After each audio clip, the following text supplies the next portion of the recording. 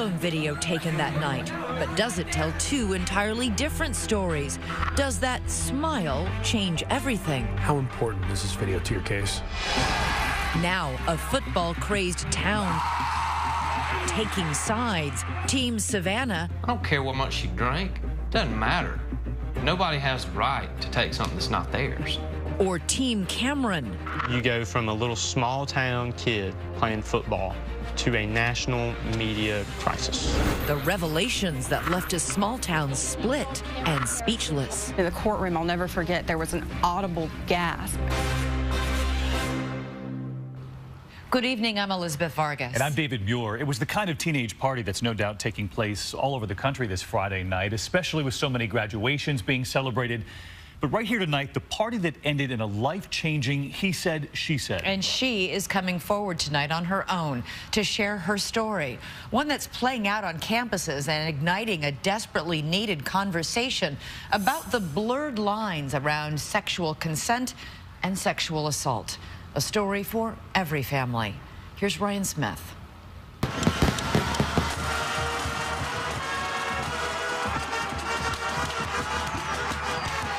It's Friday night, the lights, the band, and the entire town is out to see the Toros.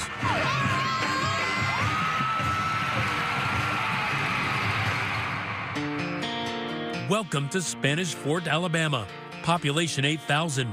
Located just east of Mobile Bay, once the site of one of the last Civil War battles. It will later be the site of a different kind of battle. Very small, close community in town, so everyone kind of knows everyone. A very tight-knit community focused on family, centered on very good schools. Bible Belt churches may dot this small, affluent community, but here, football is religion. In Spanish Fort, football is no longer a sport, it's a lifestyle. You live, eat, sleep, breathe football. No wonder its high school players are celebrated as heroes, says journalist Cassie Fambro. People love to see them and recognize them in their community, and I would say they're local celebrities.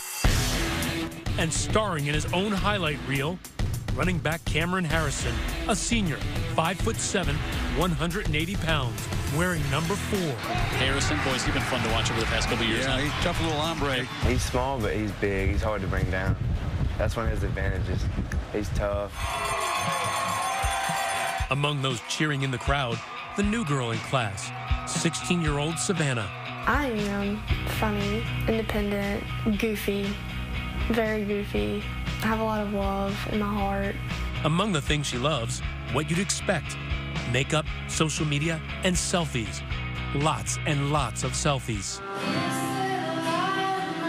But for the one-time choir girl singing in church with her dad, adolescence brought on some big changes, moving from the only private school she ever knew to unfamiliar terrain, public high school. I cried. I said, I don't want to move, but I didn't have a choice, so. Really? I had been at a school from 2nd grade to 9th grade. I loved where I was. I was from the country. There, it's so laid back and small. How was the adjustment for Savannah to high school? It was an eye-opener for her. I think it was a huge culture shock. It was a culture shock, because I remember one time she called me. She's like, I don't think I can do this. Emily and Joe, Savannah's parents, were high school sweethearts, married by age 20. He a Marine at Camp Lejeune, she a college student studying business. What were your hopes back then? To have a family and have a story. But their family story, the kind every parent of a teenage girl fears, begins on an unseasonably warm October night in 2015.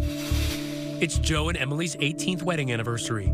They're enjoying a rare night away from their 4 kids, celebrating with a romantic weekend in New York City. But meanwhile, back in Alabama, another celebration, an 18th birthday party for one of the Spanish Fort seniors. How did this party come about? Everyone was texting about it. Haley and Allie, popular high school seniors, say word spreads like wildfire, even to those outside their usual clique.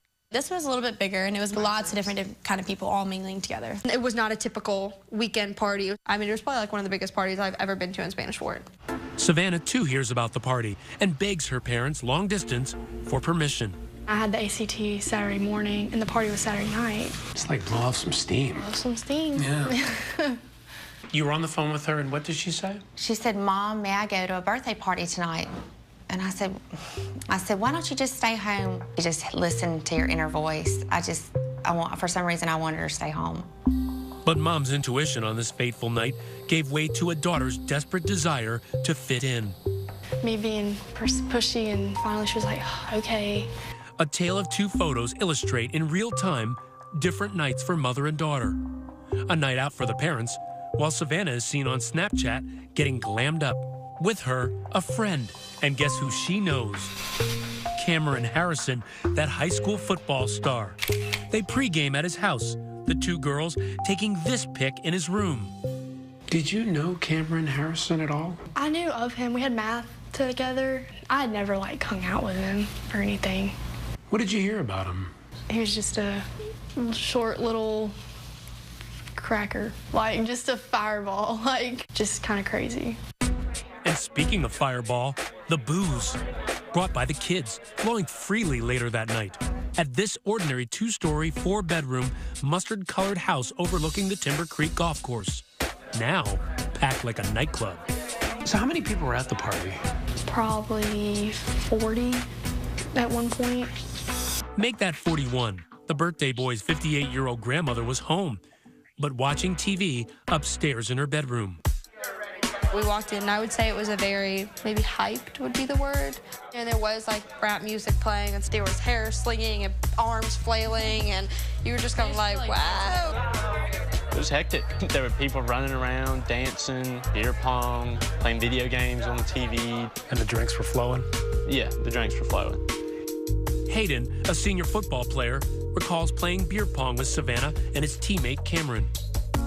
She was just staring him down, giving him that look.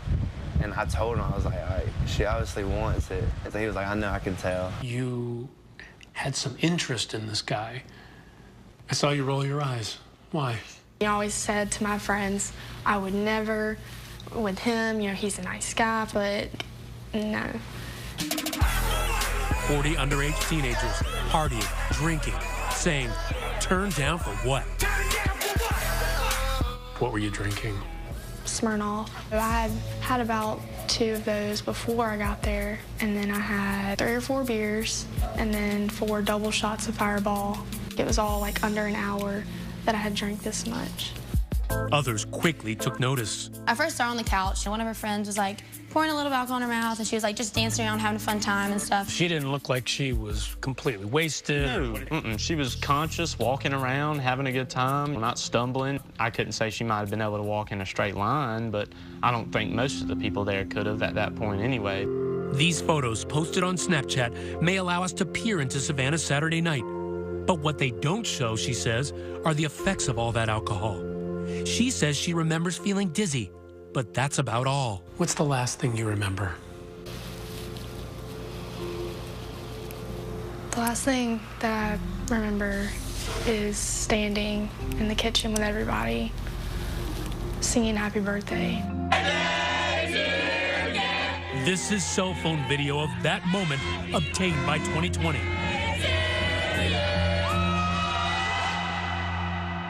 It's I wasn't even in my body. It's my head was telling me something's not right. But I just I could feel myself kind of fading out, from having control of myself. But that's the last thing I remember was standing there with everybody. Savannah may not remember, but her friends do.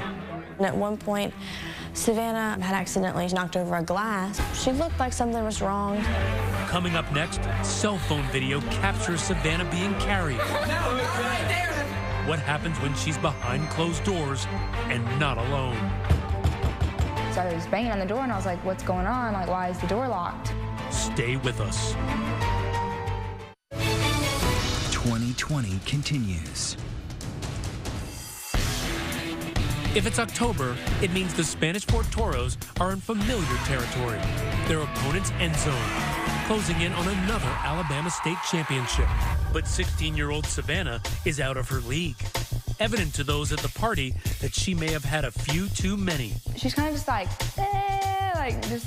going crazy, walking around. Watching from across the room, Savannah's close friend, who asked that we call her Jessica. She's drunk, right? What are you seeing? All of a sudden, I see someone carrying her up the stairs. It was probably 4 people that were carrying her up the stairs like she was a doll, basically. Like, they just like each had like a limb. And I was like, what the heck, when did this happen? I just saw her like on the couch. But just like the booze, there's something else that's ubiquitous at your typical teenage rager: cell phones. This is an image of Savannah being carried upstairs. It will later play a big part in trying to determine what occurred that night. Taylor is one of those teens who helped carry Savannah. We were all just laughing, you know, making a joke out of it because it was funny, you know. Everyone had been drinking and we're carrying Savannah up, and Savannah's pretty tall and we're all kind of short. So we were kind of struggling. She says they did it so Savannah could lie down and sleep it off. Do you remember being carried upstairs? It's like I could hear things. My eyes were shut, but I could just hear everything. I just didn't feel with it at all. At that point, the popular seniors, newly 18, decide to leave, wanting to take the party across the bay to a club in nearby Mobile. We're like, Cameron, you coming? He was like, no, I can't get in any trouble tonight. I'm just gonna stay here. Wary of trouble because remember, Cameron Harrison is a standout senior whose football team is undefeated and entering the playoffs. Also staying behind, Savannah. And depending on who you talk to, you get conflicting reports on her state of mind. Whenever we were about to leave, it's whenever I saw her being carried and stuff, and she was laughing. So you saw her being carried up the stairs? Yeah, she was like, no, I want to go back downstairs. Once upstairs, Savannah gets sick in the bathroom. That grandma makes a brief appearance, handing her a towel. Friend Jessica says when she went upstairs, Savannah was barely coherent. She was just like laid on the bed with like her eyes closed. She was just like, like I couldn't really like make out what she was saying. Tell me, when she's saying that to you, is she unconscious at that point? Like, she wasn't fully conscious, but she wasn't fully unconscious at that point. She was probably like in between there. She'd be like she sounded really like a zombie. Slurring it all? Yeah, definitely slurring. But it was after that is when I noticed like she was out. She wasn't saying anything. Jessica says she left Savannah in that upstairs bedroom to nap. But when she returned to check on her about 15 minutes later, the door was locked. I was banging on the door and I was like, what's going on? Like, why is the door locked? And I couldn't hear anything in there. The light was off, and I remember leaving and the light was on. She doesn't hear anything. But Cameron's teammate, Hayden, also at the door, says he hears Savannah making sounds from inside the bedroom. I heard her moaning, like I could hear sex noises. Eventually, the door opens, and Jessica is shocked by what she sees. So Cameron like cracks the door open, and he's like completely naked. And I was like, oh my gosh, what just happened? Half her body's on the bed with like her arms back, and then like half her body's like draped off the bed. Did she have any clothes on? She had no clothes on. She was completely naked. I started like yelling at Cameron. I was like, what are you doing? Like, she's obviously not okay right now. Like, why would you do that? And he was like, she wanted me to. She said she wanted me to. Did it seem like she was completely out of it? Yes, completely out of it. I mean, she couldn't even move. Couldn't move, but Jessica says Savannah did speak. And what she said would be crucial to the case. She said, just leave me here. I was mad because she said that. So that's when I left. When Jessica goes back upstairs, another 10 or 15 minutes later, she sees Savannah disheveled, no bra, and her clothes backwards and inside out. She was slumped over the toilet, throwing up. And she threw up so much. Like, I was at least 20 times that night. She just kept throwing up. Wow. Everywhere. And she says Cameron, nowhere in sight. Turns out he's back downstairs at the party, taking smiling snaps. No hint of potential wrongdoing. Do you remember Cameron Harrison ever being in that room with you? No. It's approaching midnight, and on the ride home, friend Taylor says that's when Savannah whispered a secret to her. I asked her, are you okay? And she told me, I think I had sex with Cameron. With a sickly Savannah in the back seat, it is Jessica taking responsibility for her friend, racing home before curfew. Were you thinking, man, this girl might be in serious trouble. She might need to go to the hospital right now. I mean, I wanted to take her there, but she would just start screaming. She's like, no. And she was still drunk at that point, but she would try her best to be like, like, no, you can't do that. With her parents asleep, Jessica sneaks the two of them in through the side door. Savannah's still vomiting. She was still like shaking. She was like white. I put so many blankets on her and she kept on saying like, I'm so cold. Like it sounded like she was just like in like a freezer. For 2 hours, Jessica stood watch over her intoxicated friend. When we come back, some Monday morning quarterbacking when the weekend's raucous house party hits homeroom. It started going around the school that they had sex and a bunch of different stories. And the standout football star stands face to face with a former Marine. Did it take everything in you to not want to lash out at him? The confrontation on the front porch. Next. Looking in the mirror never used to bother 16-year-old Savannah. She's young, pretty, confident. But the reflection she saw the morning of October 25th, 2015 was downright horrifying. My face was sunken in. I had bruised hickeys all down my neck. I just started crying because I just felt so disgusted with myself. Disgusted because Savannah's Saturday night was a dangerous one, full of beer, liquor, and fireball shots. I felt like I was that drunk girl at the party. And I knew everyone was gonna like, just, talk about it. But she is about to learn from her friend, it wasn't just alcohol. And she said, you and Cameron had sex, but you were really messed up. And I said, I don't remember that. Savannah makes her friend promise not to mention it again. Just pretend like it never happened. So at that point, you were thinking, I want this to go away. Yes. I was still kind of new, and he was who he was. So I knew it'd be pointless to try and say something. At that point, how did you define what he did? I just felt taken advantage of. Did you feel like it was rape? Honestly, at the time, no, I did not. Savannah goes to school Monday morning, hoping her weekend secret is safe. But it's already too late. Rumors are swirling all over Spanish Fort High. It started going around the school that Savannah was raped. So the word's out, people were talking about it. Savannah tries to keep her head down until she bumps into the man of that infamous hour, Cameron Harrison. He kind of dodged me, wouldn't look at me, just kind of kept going his way. So. Did you want to speak to him? Not really, no. I just felt like it was too, honestly, awkward and uncomfortable. During design class, Savannah gets with Taylor and a couple of other friends to discuss what happened between her and Cameron. She kept saying he just took advantage of the situation. We had both been drinking. At that time, how would you have defined rape? Brutal, hold it tied down, gun to your head type, just very violent. That's what I thought it was. The girls tell Savannah she's wrong. And soon they start Googling the definition of rape, right there in class. Unbeknownst to them, their teacher overhears them, and Savannah is sent to the guidance counselor. They're like, we've heard about this party Saturday night. You want to talk about it? And I kind of just broke down, I guess, and said I felt like I'd been, taken advantage of. They summon her mother, Emily, to the school. I walk in and I see my daughter in the corner, balled up in the fetal position with mascara running. What did she tell you? That she had been raped or sexually assaulted. And I got mad. That was my first reaction, was I was just angry. Emily and her husband, Joe, say they went through a range of emotions. First, disappointment in their daughter, but then outrage. Somebody can say, well, she shouldn't got so drunk.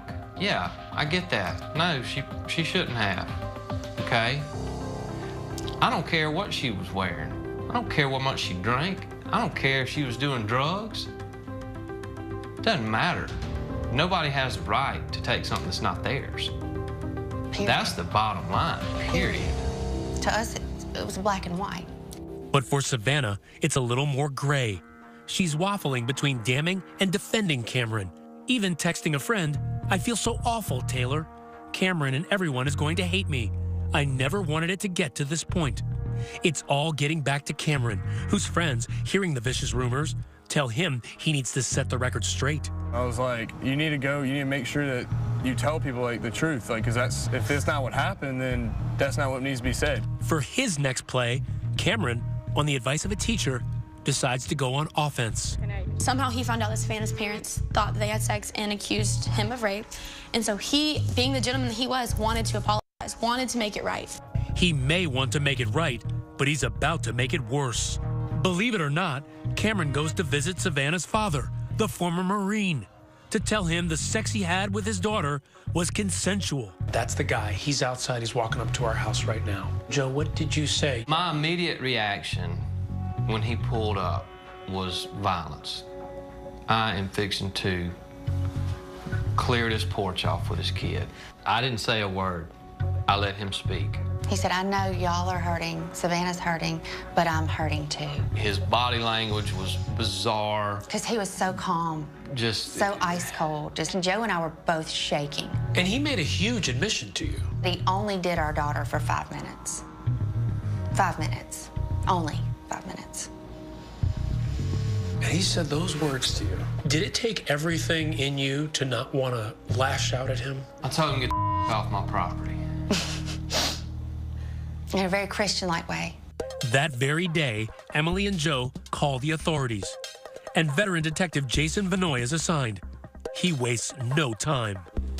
Just because with kids and teenagers, allegiances can change, stories can change. I kind of want to talk to everybody I can as quick as I can. After speaking to Savannah and her mother, he begins to interview students, about a dozen in all. They tell a consistent story about Savannah becoming what they called sloppy drunk.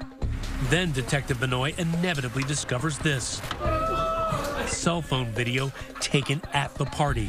The video showed the young people carrying the victim across the house and to the stairway. What did you think when you saw that video? I took a long, hard look at it several times and was mainly focusing on the condition of the victim. Her body was limp. At one point, she had her arm draped over her face, and she was just like a wet rag. Just a few precious seconds, but for a seasoned investigator, oh so revealing. It's real-time, footage taken at the party, showing the condition of the victim. How important is this video to your case? In my mind, this video took this case way beyond probable cause to make an arrest.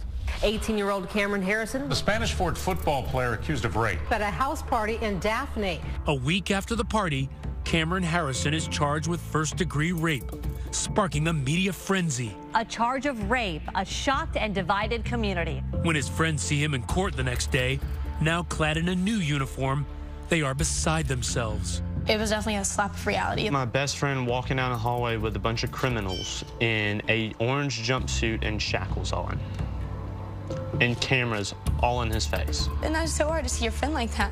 You go from a little small town kid playing football to a national media crisis. Cameron, what really happened at that party? Cameron pleads not guilty. He's released on bond, but placed on house arrest, suspended from the football team, and forced to take his classes online. The next night is the Toros' first playoff game, but they will have to do it without Cameron, the star running back. Well, what was going through the team's mind? Us in the student section and the football team did everything we could to let Cameron know in spirit that he was there with us, that we wanted him there. So we put 4s everywhere. Number 4, Cameron's jersey, plastered in the stands and on social media. A public outpouring of support, and not just from boys. Toros Forever read this banner. Girls wrote 4s on their wrists, and even a number 4 on the quarterback's towel. We wanted it to be known that we supported our friend. We would never in any way bully, but that's the way it was taken. For Savannah, the display instantly visible on social media, it feels like she's become the town pariah. How did all of this strike you? It really just bothered me. It's kind of evil. When we come back, bullying, from virtual to violent. She goes, well, I can't sleep. I'm scared. Oh my goodness, someone threw a rock at my window. Next. Once again, Ryan Smith. not something that I would expect from Cameron Harrison in any way, shape, or form. She didn't do anything wrong, and she is being punished more than he is. The drama between two Spanish Fort, Alabama high school students, Savannah and football player Cameron Harrison, divided the town. Cassie Fambro wrote for the local news site AL.com. There was just such a stark divide. There was the people who believed Savannah, and there was the people who thought this was a witch hunt, that Cameron Harrison was unfairly portrayed as a criminal rapist. About 24 Spanish Fort High School students defending him. But while Cameron's supporters were loud and proud, he was tight-lipped, never speaking in public or to the police. No comment. But he did speak to this woman, private investigator Alicia McWhorter, hired by Cameron's mom to gather intel. What was his state of mind like? What was he like? He was in a state of hyper-awareness that he was under a microscope and he needed to get the truth out. She says Cameron recounts a familiar tale of booze, beer pong, and all-out blowout. But new details emerge when he claims after Savannah was carried up the stairs, he ended up in the bathroom with her. And that's when a familiar face enters. Kennedy, that girl who came to the party with Savannah. Cameron states that Kennedy grabbed his face and kissed him, and then Savannah grabbed his face and kissed him. And then they move into the bedroom. And at some point, Kennedy gets up and leaves the room. Kennedy denies that she, Cameron, and Savannah were kissing each other at the same time. Cameron says it happened. Kennedy states it didn't. We're at an impasse on that. And Cameron says he and Savannah are still not alone in that bedroom. There are others, and she tells them to leave. Cameron told me that the alleged victim said, "Get the F out," and told another person, "I'm going to F him." Granted, this private investigator is being paid by Cameron's family, but listen to what two others told Detective Van Oy. They heard the victim say, "F me, Cam." But remember, the booze was flowing and memories hazy. They can't agree on who was in the room. Did you have consensual sex with Cameron Harrison? No. If I was in the condition I'm right now, I would not have sex with Cameron. And what about that controversial statement Cameron allegedly made to her father? I only did it for a few minutes. Cameron clearly stated to me that he did not say that. How do you know what to believe? I can tell you that Cameron's story was believable, and I do believe that the young woman consumed alcohol that may or may not have impeded her ability to remember exactly everything that happened. So in your mind, she could have given consent but simply not remembered it? Yes, I believe that. I do not believe she was passed out. No one saw her passed out. Not passed out is key, because the charge against Cameron is that Savannah couldn't consent because she was either physically helpless or mentally incapacitated. The question all comes back to, what was she capable of doing at that moment? Savannah says she becomes the victim of cyberbullying, and not just from classmates, but from their parents too. It's hard enough, kids my age, doing these things, but when it's an adult, that just hits a new nerve to me. And then one night, she's awoken to a loud bang. A large cement chunk of just rock brick about this big shattered her window. The DA says the latest potentially dangerous attack crossed the line. And then Savannah says, one by one, many of her friends publicly turned their back on her. I think their social life was more important to them than, supporting me. With their daughter isolated and outcast, Savannah's parents offered to move schools. So I said, no, you're not going to run me out. You wanted to stay? I wanted to stay to prove a point. I'm going to be strong. I'm going to show them I didn't make it through, first period. Why not? Everyone was staring at me like I was the devil, just giving me a look of disgust. Savannah toughs it out for 6 months before the family decides to sell their home and move out of Spanish Fort. I deserve to feel happy again. It's not, that they got to me. It's just that I deserve a fresh start. Now, it's Savannah's turn to strike back, not even waiting for a trial, Armed with her cell phone, she decides to go public, blogging about her reality and how society has it backwards when it comes to sexual assault. We teach don't get raped instead of don't rape. Does anybody else not see a problem with this? Why did you decide to start blogging? And I wanted to have a voice. If you see a girl who's clearly been drinking and to the point of passing out, you help her. Next, the case is headed for court. Both sides brace for battle. We don't expect to lose this case. Now, Cameron Harrison also has the right to be publicly exonerated and publicly vindicated for a false allegation. You cannot rape an unconscious girl. It doesn't matter if you're a high school athlete star. You cannot do this. But could Savannah's own words come back to haunt her? There was a blatant text saying, "You did not rape me." They say Snapchats disappear. Not this one. Stay with us. Savannah is trying to make a fresh start. New surroundings, new perspective. I love film, writing, photography, art. Life in itself makes me happy. But there is a piece of her past that threatens to undo the entire case against her alleged assailant, 18-year-old Cameron Harrison. He shows authorities a bombshell, a Snapchat message Savannah sent him 2 days after the party. And here's what it says: "You didn't rape me. I mean, you took advantage of me, but I forgive you, and I know you were drunk." It's a huge break for Cameron's defense. And for his buddies, it reinforces what they believed all along. There was a blatant text saying from her to Cameron, "You did not rape me." That should have ended it. That's the bottom line. She admitted that he didn't. If she said you did not rape her, we know that you didn't rape her. Like, she said it, and she told him that. This Snapchat she sends, "Hey, I know you didn't rape me." That just goes to show that she didn't know the meaning of rape.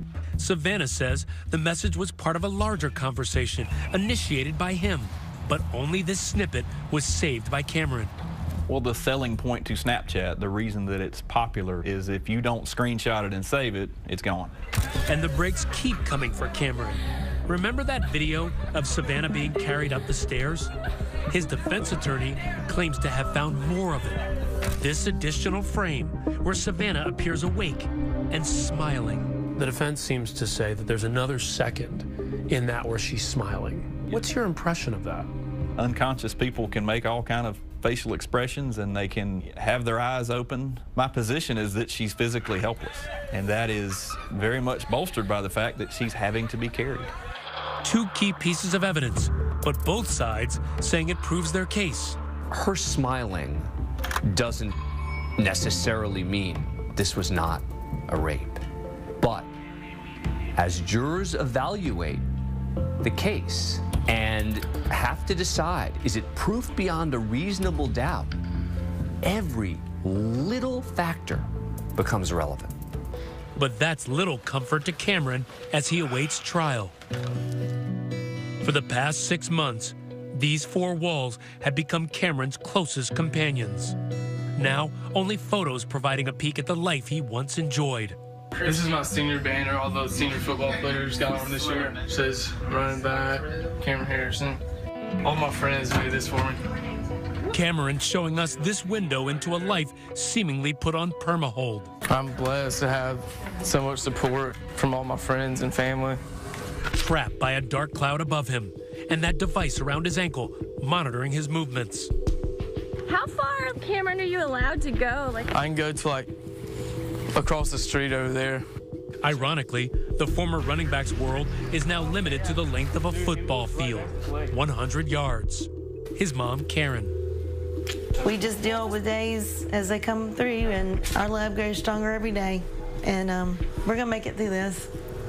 Come on in, baby. How you doing? Good. Suddenly, throngs of kids begin to arrive. Cameron's classmates. It's graduation day. Cameron not being able to walk with us definitely, kind of makes me a little heartbroken. My best friend. They don caps and gowns for a makeshift ceremony. Oh, no, you don't have your tassel? There was one in the kitchen. Oh, good Lord. Go get it. Hey, Garrett. It is a big deal. While the future appears bright for them, Cameron's is still unknown. He's facing the possibility of 10 years to life for rape. And District Attorney Hallie Dixon is showing no signs of mercy, local hero though he may be. Do football players get a free pass? Absolutely not as long as we're prosecuting these cases. They will not get a free pass. So for you, there's no question Cameron Harrison is a rapist. There's no question. I'm not saying that he is this evil human being. I am saying what he did was wrong. When we come back, Cameron Harrison's day in court is coming. We did everything we could to block the camera crews. Savannah braces for a face-to-face showdown. He did wrong. Every choice has a consequence. The stunning conclusion next. After 18 grueling months, it was supposed to be Judgment Day. The stage was set. Cameron Harrison and Savannah face to face. Both lives irreparably and forever changed. But something else has changed here in Baldwin County since that infamous house party. That brash District Attorney Hallie Dixon decides not to seek re-election, and a new DA takes a fresh look at the case. And just weeks ago, on the eve of Cameron's trial, a stunner. Tonight, Cameron Harrison has been granted youthful offender status. Youthful offender status. Cameron Harrison takes a plea deal under youthful offender status. The terms and conditions of the deal, all settled in secrecy. It allows the proceeding to be treated sort of like a juvenile proceeding, meaning everything gets sealed, public doesn't find out what happens, it eventually gets erased from the record. Now, nothing about the case is public. All we know tonight is that Cameron is not in jail, an outcome agreed to by both sides. The key when thinking about why was a deal cut is to look to the alleged victim. Was that because she was pressured by the DA? Who knows? Was it because she didn't want to testify? It's a smart move for the defendant. If he can not serve time, get treated as a youthful offender. Cameron and his family were scheduled to do an interview with us. However, part of that plea agreement prevented both sides from talking further about the case. It's not really a resolution at all. Those people who look at him as a criminal or her as a liar, they're never going to be dissuaded because there's no real conclusion. For many, the case ending just like it started, in a fog. What happened behind that locked door will stay behind that locked door. The reminder for parents is underage drinking and limited supervision can lead to some pretty dangerous consequences. And that may leave you wondering about that grandmother, the only adult present that night. She pled guilty to a charge of hosting the party. She got 6 months probation and was fined $250, telling local reporters, "It's a sad situation for all parties involved. You know, I trusted teenagers. That's my problem." As for Savannah, when we last spoke to her before the plea deal, she had this to say about Cameron. If you could say something to him right now, what would you say to him? I forgive you. You do? Yes. Life's too short to harbor any pain and anger. My way of starting off closure is forgiving. She is now on her way to college and says she hopes to inspire other young women who may have been sexually assaulted. I used to think that I was weak, dramatic, too emotional, couldn't handle anything. And then going through this, I've realized how strong I really am and that I underestimated myself the whole time. Savannah does plan to study abroad at some point. She hopes to get an international business degree. Meanwhile, Cameron attended community college this past year and is trying to get a football scholarship. That's our program for tonight. Thank you so much for watching. I'm Elizabeth Vargas. And I'm David Muir. From all of us here at 2020 and ABC News, thanks for watching. Have a good evening.